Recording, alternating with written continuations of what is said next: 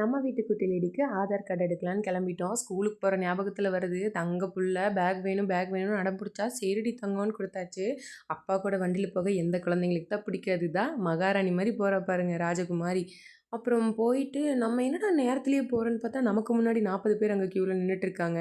இந்தாம்மா அப்படி 19வது டோக்கன் அப்படின்னு கொடுத்தாங்க. சரி வேலையை முடிச்சுட்டு போயிடலான்னு பார்த்தா மதியம் வாங்கன்னு மண்டையிலே அடித்து துரத்தி விட்டாங்க. சரின்னு சொல்லிட்டு வீட்டுக்கு வந்துட்டோம். நம்ம ஆளுக்கு வேறு மதிய ஷிஃப்ட்டு. சரி ஓகே, நான் கொண்டாந்து விட்டுட்டு வரேன், பத்திரமா வந்துருவீங்களான்னு அவருக்கு நான் வர்றதுனால இல்லை, புள்ள வராலாம் என் கூட. அதனால தான் ஒரே டவுட்டு. சரி வெளியில் வந்துட்டு கூப்பிடுங்க, நான் வேறு ஒரு ஆட்டோ புக் பண்ணி விட்றேன் அப்படின்னு சொல்லி அப்பயும் மனசே இல்லை, விட்டுட்டு கிளம்பிட்டாரு. தோ மேடம்க்கு புதுசாக தினமும் ஆளுங்களை பார்த்து பேசுகிறதுக்கு அவ்வளோ பிடிக்கும். நம்ம தான் அதிகமாக வெளியிலே விட மாட்டோம்ல. ஏதாவது வெளில போனங்காட்டி எல்லாத்துக்கிட்டையும் பேசுகிற, அக்கா உங்கள் பேர் என்ன, அத்தை உங்கள் பேர் என்ன, நீங்கள் யார், எங்கேருந்து வரீங்க, நல்லா இருக்கீங்களான்னு ஒரே குஷி, ஜாலியாக ஆடிட்டு இருந்தா.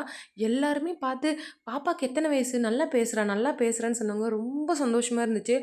எல்லாருமே நல்லா பேசுகிறாங்களே, என்னடா இன்னும் மனசு கஷ்டப்படலையேன்னு நினச்சேன். ஒரு அக்கா டக்குன்னு என்ன இந்த பிள்ளை இப்படி குறும்பு பண்ணுது அப்படின்ட்டாங்க. குறும்பெல்லாம் ஒன்றும் பண்ணல, எல்லாத்துக்கிட்டேயும் தேடி தேடி போய் பேசிக்கிட்டே இருந்தா.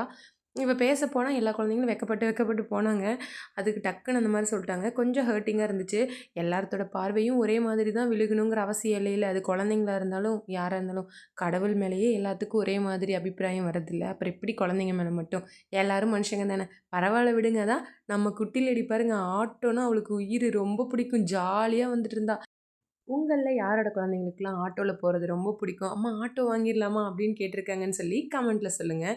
மறக்காமல் சேனலை சப்ஸ்கிரைப் பண்ணிக்கோங்க. லைக் பண்ண மறந்துடாதீங்க. பாய்.